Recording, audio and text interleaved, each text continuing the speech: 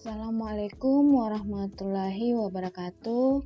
Halo semua, perkenalkan saya Citra Aulian Halik, salah satu dosen pengampuh mata kuliah Sistem Informasi Geografis di bidang pertambangan di Program Studi Teknik Pertambangan Fakultas Teknologi Industri Universitas Muslim Indonesia.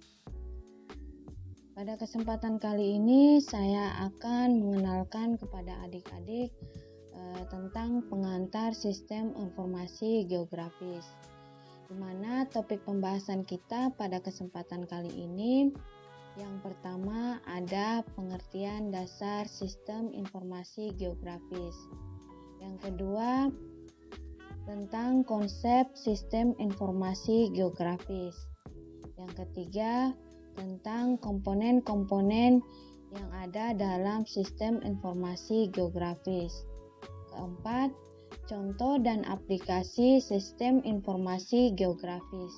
Dan yang terakhir, pemanfaatan sistem informasi geografis di bidang pertambangan. Untuk capaian pembelajaran, mahasiswa diharapkan dapat mengetahui pengertian dasar sistem informasi geografis, kemudian dapat menjelaskan konsep sistem informasi geografis, kemudian menjelaskan komponen-komponen sistem informasi geografis, dan mengetahui contoh dan aplikasi sistem informasi geografis, serta mengetahui peranan sistem informasi geografis di bidang pertambangan.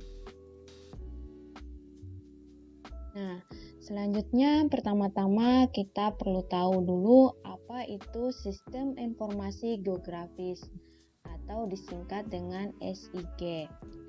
Sistem informasi geografis adalah sebuah sistem berbasis komputer yang digunakan untuk menyimpan, memanipulasi, dan menganalisis informasi geografis. Informasi geografis ini berkaitan dengan informasi permukaan bumi. Nah, dulu informasi permukaan bumi ini disajikan dalam bentuk peta yang dibuat secara manual. Nah, sekarang semakin berkembangnya teknologi, ada sebuah sistem yang dapat membuat informasi permukaan bumi yang disajikan dalam bentuk peta dibuat dalam basis komputer atau melalui sistem informasi geografis yang berbasis komputer. Nah, hasil dari sistem informasi geografis ini adalah berupa peta, di mana peta adalah gambaran permukaan bumi yang ditampilkan pada suatu bidang datar dengan skala tertentu. Nah, kemudian kita bahas tentang konsep sistem informasi geografis. Nah, konsep sistem informasi geografis ini intinya adalah bagaimana kita tahu apa yang ada di permukaan bumi atau apa yang ada di dunia nyata atau disebut the real world. Nah, informasi apa sajakah yang ingin kita ketahui di permukaan bumi? Nah, kemudian informasi-informasi tersebut akan dikumpulkan melalui citra satelit, melalui penginderaan jauh, atau melalui pengambilan langsung di lapangan, pengambilan data langsung di lapangan. Nah, konsep inilah yang disebut dengan konsep perolehan data. Selanjutnya, data-data yang telah kita peroleh, kita input ke aplikasi sistem informasi geografis yang ada di komputer atau perangkat keras yang kita miliki. Nah, tujuannya apa? Tujuannya yaitu untuk mengolah dan memodeling data yang kita miliki. Tujuannya sehingga dapat menghasilkan produk peta yang dapat kita lihat sebagai bentuk informasi yang ada di permukaan bumi. Nah, produk peta ini tentunya perlu divalidasi. Apakah sudah sesuai dengan data sebenarnya? Karena peta ini juga validasi juga ini sebagai bentuk bukti sebuah informasi dapat dipercaya dan dapat menggambarkan keadaan sebenarnya. Nah, gambaran umum sistem informasi geografis menjelaskan bahwa kita sebagai user yang ingin mengetahui sebuah informasi permukaan bumi dapat melalui sebuah gambar atau peta. Nah, di mana peta ini merupakan hasil dari sistem informasi geografis. Nah, contohnya, misalnya kita ingin mengetahui di mana lokasi kampus UMI. Nah, jika kita bertanya ke seseorang, orang tersebut akan memberikan informasi berupa narasi, mungkin sebuah penjelasan. Oh, kampus UMI berada di Jalan Urip. Jalan Urip itu dari sini belok kanan, terus hingga dapat jembatan. Kemudian kampus UMI berada di sebelah kiri, misalnya penjelasannya seperti itu. Nah, kemudian hal yang telah dijelaskan tadi ini kemungkinan akan menjadi sulit. Nah, dan informasi tersebut mungkin agak sulit untuk kita dapat mengetahui di mana lokasi kampus UMI. Namun, dengan adanya sistem informasi geografis yang menampilkan sebuah peta atau gambar di mana lokasi kampus UMI berada, nah dengan peta tersebut kita dapat mudah mengetahui. Nah, jadi konsep sistem informasi geografis ini sangat membantu kita atau menjembatani kita untuk melihat dunia nyata atau melihat informasi yang ada di permukaan bumi. Sehingga dengan mudah informasi yang ada di permukaan bumi ini dapat kita mengerti melalui sebuah peta. Selanjutnya, apa komponen-komponen yang ada dalam sistem informasi geografis? Nah, yang pertama tentunya adalah data, di mana data spasial. Data spasial ini berupa data keruangan, berisi tentang jarak, lokasi. Nah, kemudian foto udara, foto yang diambil dalam pesawat udara. Kemudian citra satelit, ini berupa gambar yang diambil melalui satelit. Kemudian data penduduk, data pertambangan, dan data industri, ini merupakan data-data atribut yang berupa data kualitatif dan kuantitatif, dan data-data lainnya. Nah, kemudian komponen yang kedua adalah hardware atau perangkat keras. Nah, ini berkaitan dengan komputer, laptop, scanner, printer, dan lain-lain. Nah, perangkat-perangkat ini yang akan mendukung dalam sistem informasi geografis. Kemudian software. Nah, software juga ini sangat penting karena program-program apa yang akan dijalankan pada perangkat keras kita untuk mengelola data. Nah, program-program dalam sistem informasi geografis ini sangat beragam. Ada QGIS, ArcGIS, MapInfo, Snap, Envy, Global Mapper, Google Map, Google Earth. Nah, ini program-program ini mengelola data yang ada ya, data-data yang dalam sistem informasi geografis. Nah, kemudian sumber daya manusia. Nah, sumber daya manusia ini memiliki kemampuan dan keahlian yang dimiliki untuk mengelola atau mengoperasikan hardware dan software dalam sistem informasi geografis. Jadi ini sangat penting jika kita tidak mempunyai kemampuan atau keahlian dalam mengoperasikan sebuah software atau hardware, jadi akan sistem informasi geografis kita tidak akan terpenuhi. Kemudian metode ini berkaitan dengan tahapan dan cara kerja yang digunakan untuk mengoperasikan sistem informasi geografis. Jadi ini yang akan digunakan oleh SDM untuk cara kerja, tahapan untuk mengoperasikan sistem informasi geografis. Nah, itulah komponen-komponen yang penting dalam sistem informasi geografis. Nah, selanjutnya ini penting kita berbicara tentang data spasial karena sebagian besar data yang kita kelola di sistem informasi geografis ini berupa data spasial. Nah, data spasial itu apa? Data spasial ini merupakan data informasi lokasi, yaitu spasial dan deskriptif atau atribut. Nah, informasi lokasi ini berupa titik koordinat, bintang sampai bujur. Kemudian untuk informasi atribut merupakan data kualitatif dan data kuantitatif.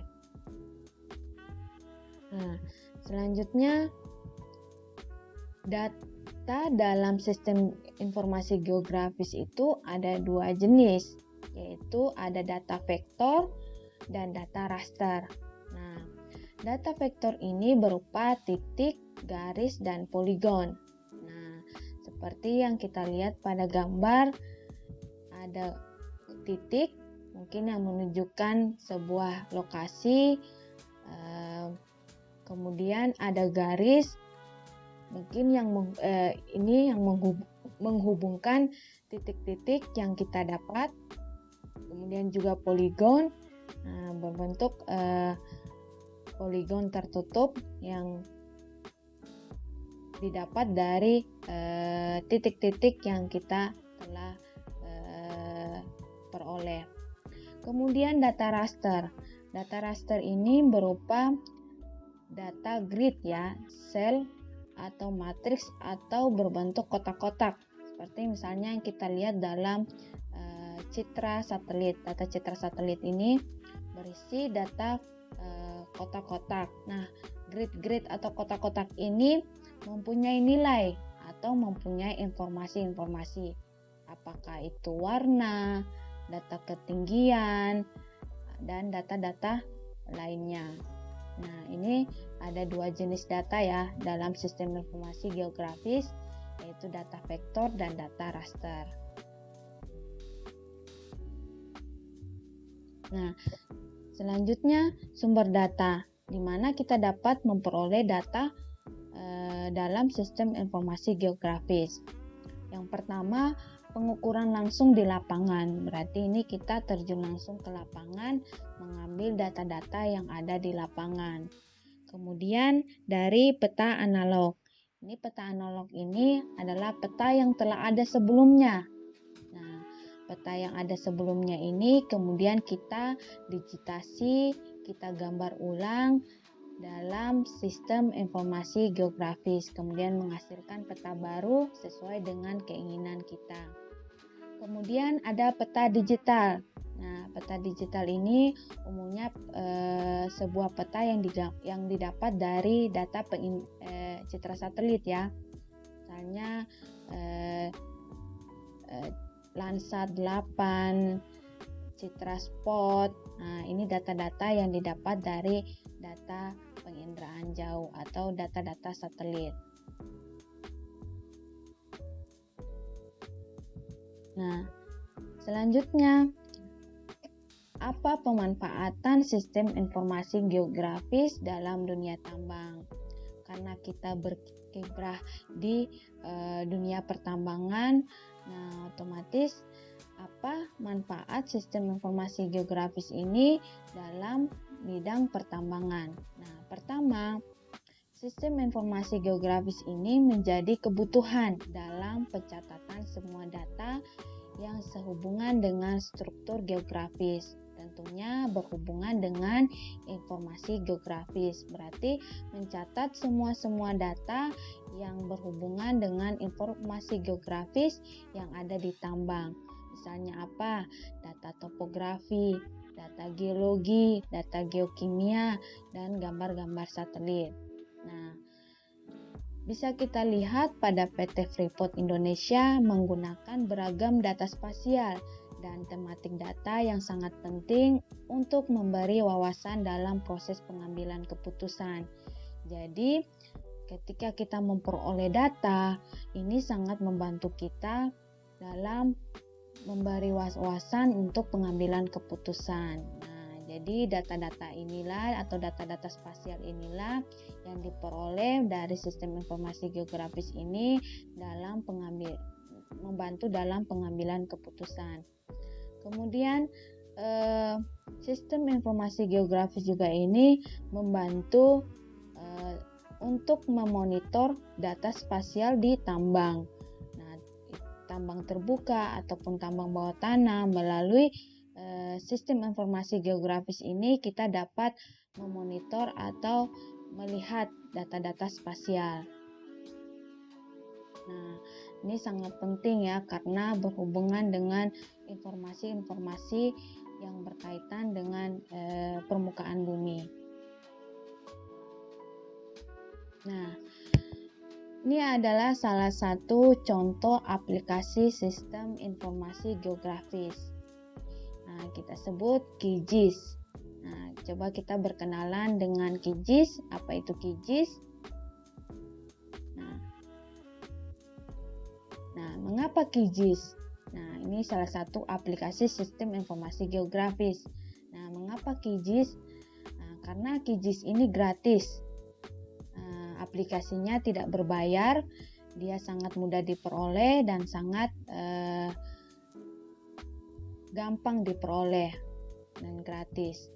Kemudian bisa digunakan pada berbagai sistem operasi, misalnya Windows, Mac, Linux, dan Android.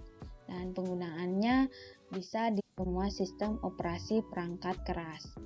Kemudian penggunaannya semakin banyak dan terus berkembang karena mudah dimengerti. Bahasa-bahasa yang ada di QGIS ini mudah dimengerti sehingga penggunaannya banyak.